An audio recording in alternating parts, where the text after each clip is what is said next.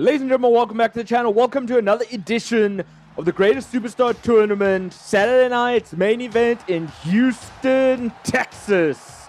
For those who don't know, we are round 2 matchups. It was an epic round 1 altogether, but we are now in round 2, and it has been awesome so far. And up first in this round 2 matchup is none other than the original dog of WWE. It is Junkyard Dog. He can go out with the biggest, baddest, best superstars of all time because this man is one tough SOB. They say to be the man, you gotta beat the man. And for the longest of times, Ric Flair was the man. And man, if JYD wants to come out on top, you will have to beat the man tonight. And then he shall be the man, even if only temporarily. And here we go. Woo, woo, woo, woo. This is a big dog in the house tonight. There's the nature boy, Ric Flair. The bell rings, the match is underway. 2 lockup, clean lockup. You love to see technical wrestling style when you're in the Greatest Superstar Tournament. Because this is the best of the best of the best of the best. They fought hard to get to round 2. They're going to have to fight even harder, scratch, claw their way in order to make it to the quarterfinals. And JYD in a bit of control over the nature boy right now. And you love to see it.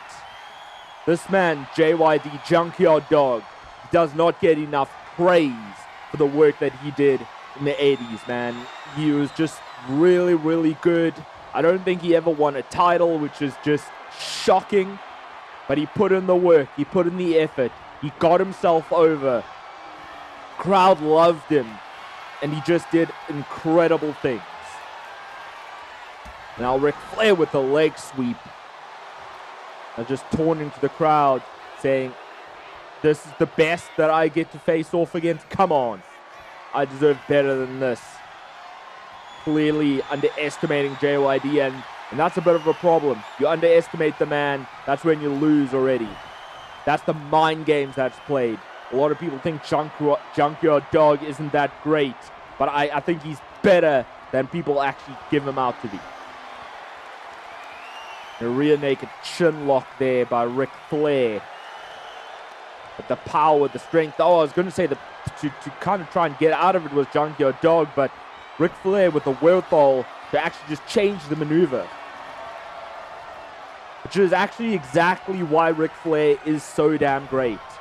Why he is a 16-time world champion, which was recently surpassed by the true GOAT of WWE, that being John Cena. These two really going back and forth with each other, but Ric Flair with the strength of his own, pushing JYD into the corner. Clean break. Now Flair looking for something big. Oh my goodness. How in the world is Flair doing this? No way. No freaking way. Stalling suplex to Junkyard Dog. Let me tell you something, folks. That's no easy feat. And Flair's just taunting. It's just, what the hell was that, Flair? I mean, you seriously got too cocky there. JYD taking full advantage of it. Just good, you got to take advantage where you can. If you don't, then you're in for it. Straight shot from JYD. Now just tossing Flair around the ring. Saying, I'm the big dog here. You don't get to underestimate me.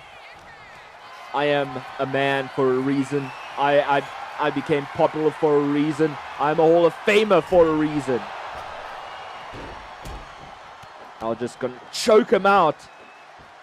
A bit of fair play there. Taking a trick out of Ric Flair's book.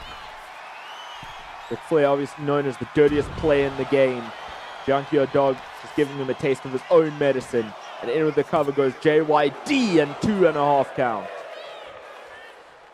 Damn, JYD, man, that wasn't your best shot. I know that. I know it for a fact.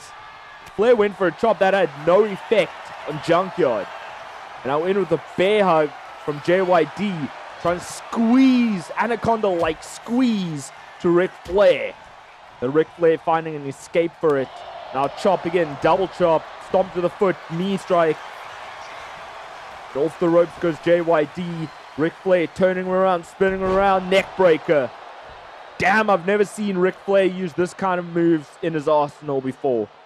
But I've said it before and I'll say it again. That's what you gotta do in the Greatest Superstar Tournament. If you hope to come out on top, you don't just play the old tricks. You don't play the old books.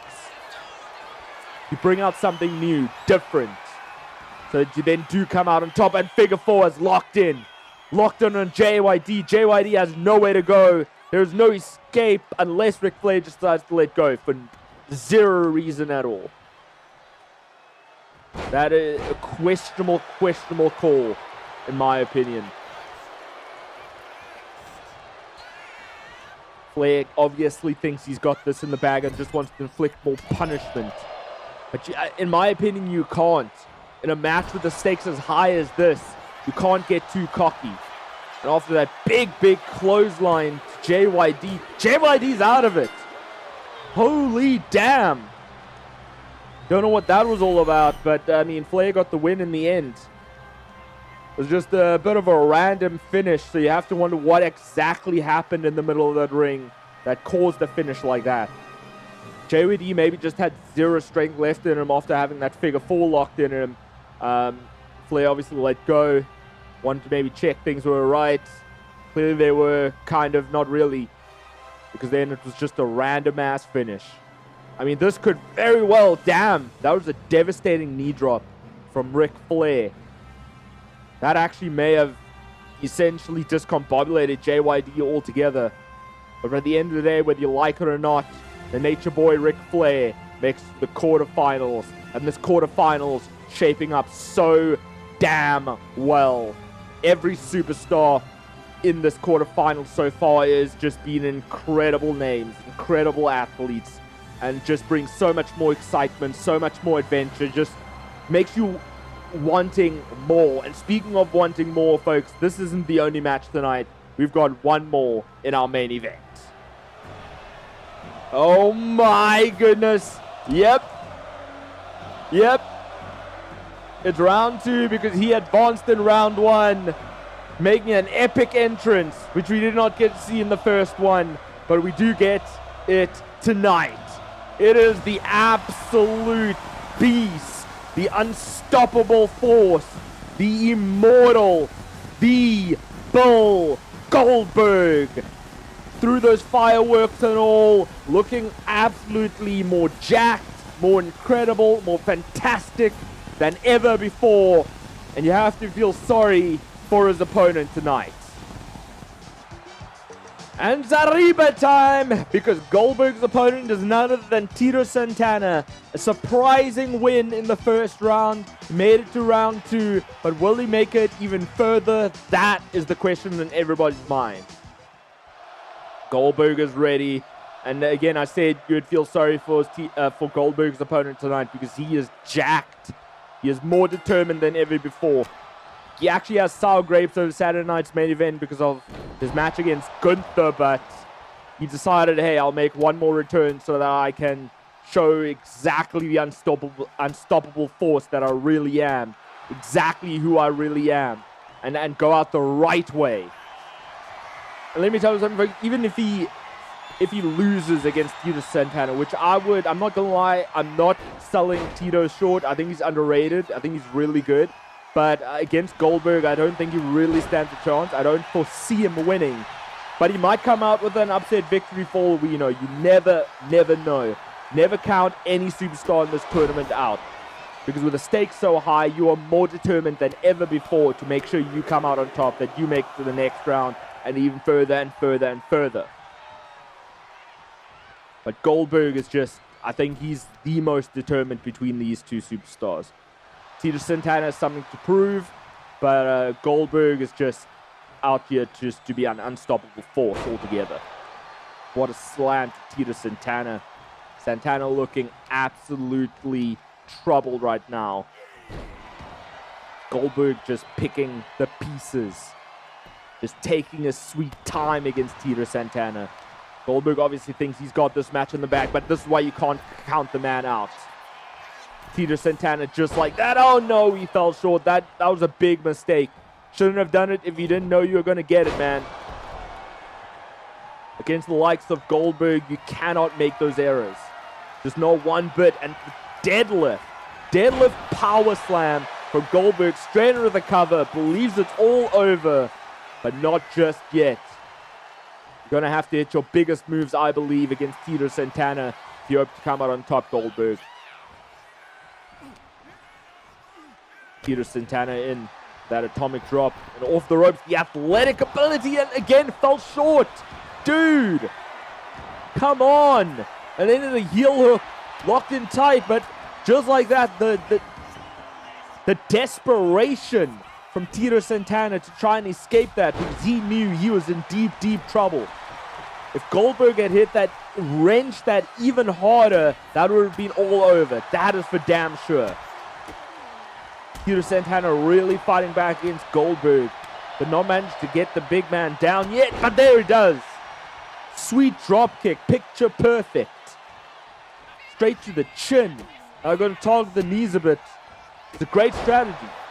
Keep the big man down, target his knees, target his focal points. Take out any power that he might have. Now Tito Santana at the legs. We saw him target the legs already. Now in with a figure four. Figure four. Nod to Nature Boy Ric Flair in the first match. But just like Ric Flair, he lets go. What the damn hell are you doing, Tito?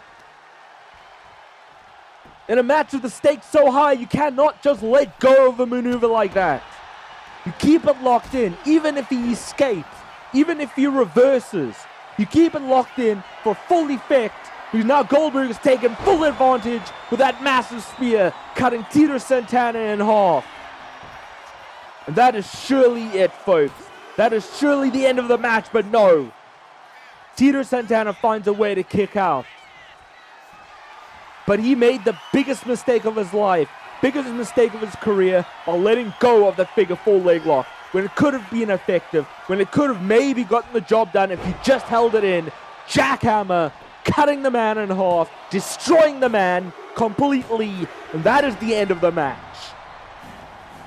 I'm absolutely livid with Tito Santana right now. The man could have gotten the job done, potentially, or at the very least, worn down those legs enough where Goldberg would not have been able to lift the man up, would not have had enough knee strength to lift him up for the jackhammer and get that 1, 2, damn 3. I'm sorry, when the stakes are so damn high, you can't be making errors like that. It will cost you, and it did tonight against Tito Santana. Impressed that he kicked out of a Goldberg spear, no doubt in my mind about it, but once that jackhammer hit, with ease I might just add, because you let go of that figure four, so damn stupid, man. Don't get me wrong, you deserve to be here, Santana, but that was just a stupid mistake. And making it to the quarterfinals, going one-on-one with the Nature Boy Ric Flair, that is gonna be a hell of a match, I believe. And I'm so intrigued, so invested, so interested to find out who's gonna come out on top in that one. Goldberg celebrates a well-earned victory, a well-deserved victory. The man, I had no doubt in my mind he was gonna come out on top, but that was hugely in part to Tito Santana. But folks, with that rage aside, that is all we have for tonight. Hope you enjoyed it. If you did, not forget to smash that like button, share the video, subscribe to my channel if you aren't already, turn on the notification bell so you not miss a single episode or any other video to come. Keep tight, keep well, keep fighting the big fight, and I'll see you next time.